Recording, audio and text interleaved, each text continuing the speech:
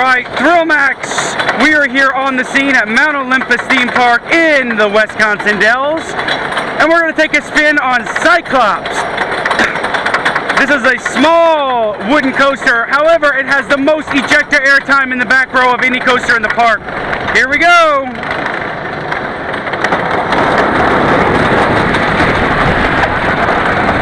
Alright! Whoa!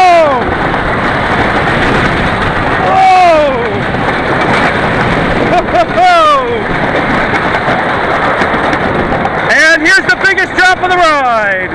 Woohoo! Oh!